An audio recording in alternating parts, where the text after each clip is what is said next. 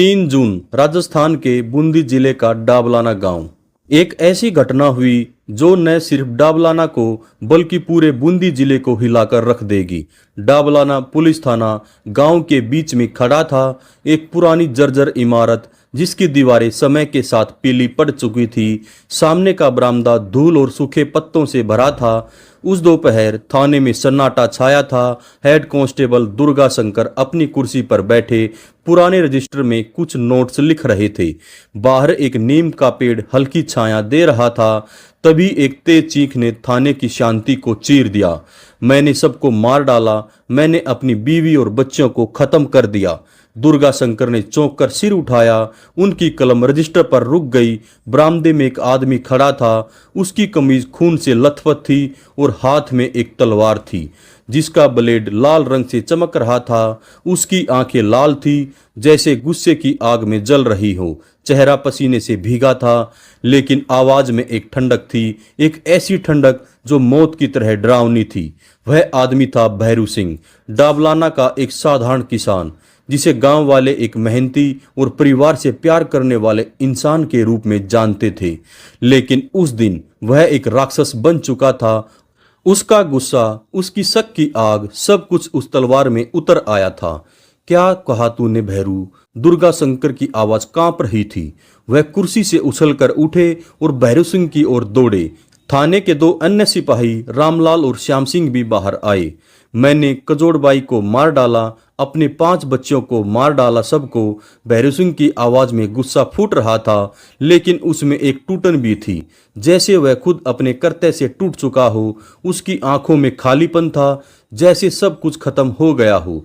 तलवार से खून की बूंदें टपक रही थी और बरामदे की धूल लाल हो रही थी। क्यों, आखिर क्यों किया तूने ऐसा? दुर्गा शंकर ने उसका कंधा पकड़कर हिलाया लेकिन भैरू सिंह की नजरें दूर किसी सुनने में टिकी थी। वह बार बार दोहरा रहा था, वो मुझे धोखा दे रही थी, बच्चे मेरे नहीं थे, मैंने उन्हें मुक्ति दे दी। उसका गुस्सा अब शांत हो रहा था लेकिन थाने में मौजूद हर व्यक्ति का दिल तेज धड़क रहा था। यह एक साधारण दिन नहीं था, यह एक त्रासदी का दिन था। भैरू सिंह ने खुद को थाने में सरेंडर कर दिया। उसने बताया उसने अपनी पत्नी कजोड़बाई पर शक किया था, उसके चरित्र पर संदेह। उसे लगा कि 5 बच्चे उसके नहीं हैं। गुस्से में आकर उसने तलवार उठाई और सबको मार डाला। यह सुनकर दुर्गा शंकर स्तब्ध रह गया। उन्होंने तुरंत अपने सीनियर अधिकारियों को सूचना दी और कुछ सिपाहियों के साथ भैरू सिंह के घर की ओर दौड़े। लेकिन जो मंजर वहां था वह किसी के भी रोंगटे खड़े कर देता। घर का आंगन खून से सना था।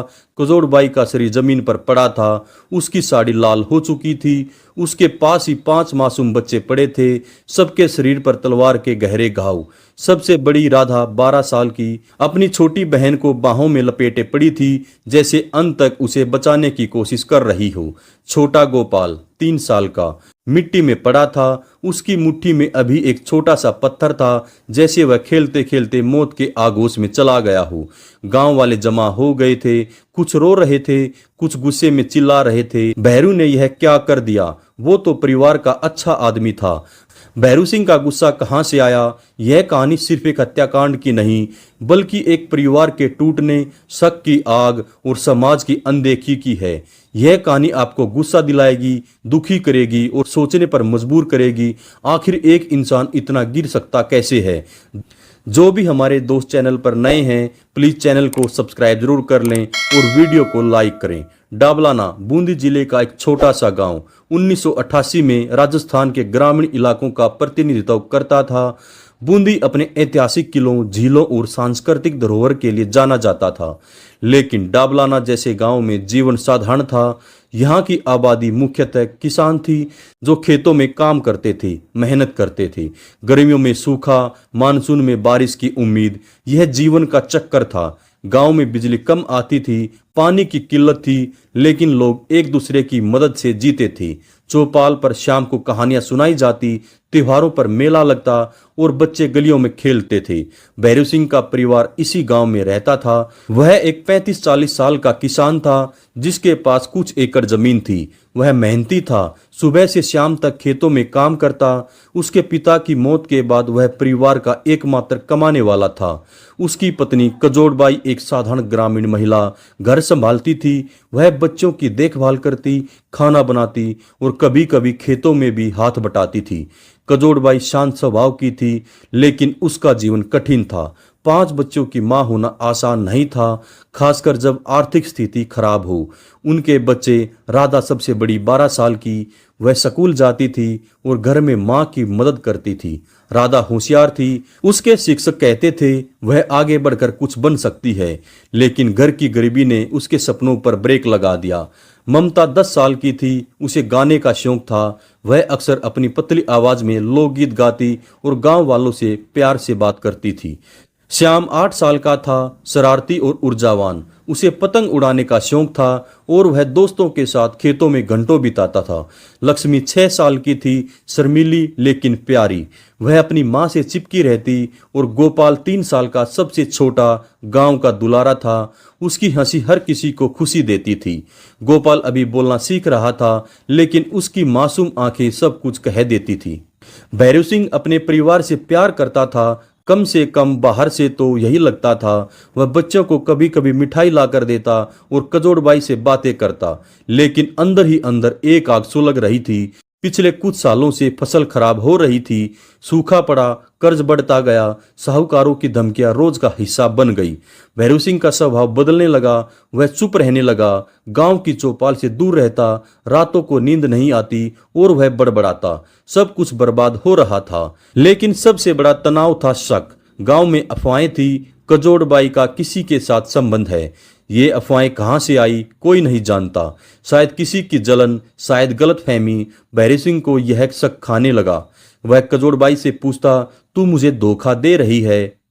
कजोड़बाई इनकार करती, लेकिन झगड़े बढ़ते गए। वह अपनी भाभी रत्नाबाई से कहती, भैरू का दिमाग खराब हो गया है, वह बच्चों को भी शक की नजर से देखता है। रत्नाबाई, भैरव सिंह की भाभी, पड़ोस में रहती थी। वह परिवार की करीबी थी।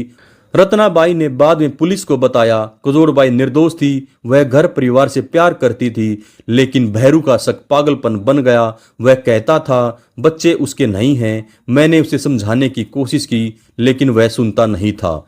यह शक, यह गुस्सा भैरव सिंह के दिल में जहर की तरह फैल रहा था। समाज में ऐसे शक आम थे। ग्रामीण इलाकों में अफवाहें जल्दी फैलती हैं। भैरव सिंह अकेले पड़ गया। उसके दोस्त कहते भैरू डॉक्टर को दिखा, लेकिन वह मानता नहीं।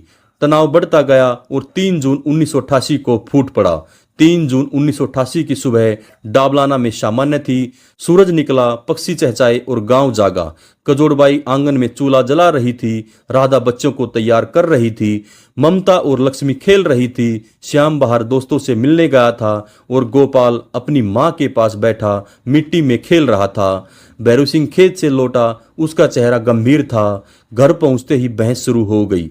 भैरव सिंह ने कजोड़बाई से कहा, तू मुझे सच बताना, बच्चे मेरे हैं या नहीं? कजोड़बाई ने इनकार किया। भैरू, तू पागल हो गया है, मैंने कभी धोखा नहीं दिया। लेकिन भैरव सिंह का गुस्सा भड़क गया। वह चिल्लाया, झूठ, सब जानते हैं, मैं सबको मुक्ति दे दूंगा इस दुख से। उसने तलवार उठाई, एक पुरानी जंग लगी तलवार जो घर में रखी थी। रत्नाबाई ने पुलिस को बताया। मैंने चीख सुनी, दौड़ी तो देखा कजोड़बाई खून से लथपथ पड़ी थी। भैरू तलवार लिए खड़ा था। राधा चीख रही थी, पापा मत मारो, लेकिन वह रुका नहीं। उसने राधा को मारा, फिर ममता को, श्याम को, लक्ष्मी को और आखिर में छोटे गोपाल को। गोपाल ने अपनी मासूम आंखों से देखा, लेकिन भैरू ने नहीं बख्शा। मैंने उसे रोका, गिड़गिड़ाया, भैरू रुक जा, ये तेरे बच्चे हैं। लेकिन उसका गुस्सा अंधा था। आंगन खून से भर गया। बच्चों की चीखें गांव में गूंजी। पड़ोसी दौड़ आए, लेकिन तब तक देर हो चुकी थी। भैरव सिंह तलवार लिए थाने की ओर चला गया। गांव वाले स्तब्ध थे। एक मां की बेबसी, 5 बच्चों की मौत, यह दृश्य किसी के दिल को तोड़ देता। राधा की आखिरी कोशिश, गोपाल की मासूमियत, ये सब याद कर दर्शक भावुक हो जाते हैं। भैरव सिंह का गुस्सा परिवार को निगल गया। कहानी में आगे बढ़ने से पहले जो भी मेरे दोस्त जहां से भी हमारी वीडियो देख रहे हैं कमेंट में बताएं और वीडियो को लाइक करें और चैनल को सब्सक्राइब जरूर करें। थाने पहुंचकर भैरू सिंह ने सब कुछ कबूल किया। दुर्गा शंकर ने घटनास्थल का दौरा किया। शवों को पोस्टमार्टम के लिए भेजा गया। रत्नाबाई की गवाही महत्वपूर्ण थी, उसने सब देखा था। पुलिस ने मामला दर्ज किया। आईपीसी की धारा 302 के तहत भैरू सिंह को गिरफ्तार किया गया और उसे अस्पताल भेजा गया मानसिक जांच के लिए। जांच में सामने आया शक का कोई ठोस आधार नहीं था। कजोड़बाई निर्दोष थी। गांव वाले गवाही देने आए। कुछ ने भैरू सिंह के बदलते स्वभाव का जिक्र किया। पुलिस ने साहूकार से भी पूछताछ की, लेकिन मुख्य कारण था शक। मामला कोर्ट पहुंचा। कोर्ट में भैरू सिंह ने कबूल किया, मैंने किया क्योंकि शक था। लेकिन वकीलों ने मानसिक स्वास्थ्य का मुद्दा उठाया। सुप्रीम कोर्ट तक केस गया। अंत में मौत की सजा सुनाई गई, लेकिन बाद में दया याचिका और अन्य कारणों से सजा कम हो गई। यह कहानी एक परिवार की त्रासदी है। भैरू सिंह का गुस्सा, शक की आग, यह सब समाज की अनदेखी का नतीजा है। बच्चों की मासूमियत, कजोड़बाई की बेबसी, यह सोचकर दिल रोता है। हम श्रद्धांजलि देते हैं उन मासूमों को। मानसिक स्वास्थ्य महत्वपूर्ण है, शक को बात करके सुलझाएं। यह कहानी गुस्सा दिलाती है, भावुक करती है और बदलाव के लिए प्रेरित करती है। अगर दोस्तों आपको हमारी ये क्राइम की सच्ची कहानी अच्छी लगे तो हमारे चैनल को लाइक शेयर और सब्सक्राइब जरूर करें। नमस्कार, धन्यवाद, जय हिंद, जय भारत।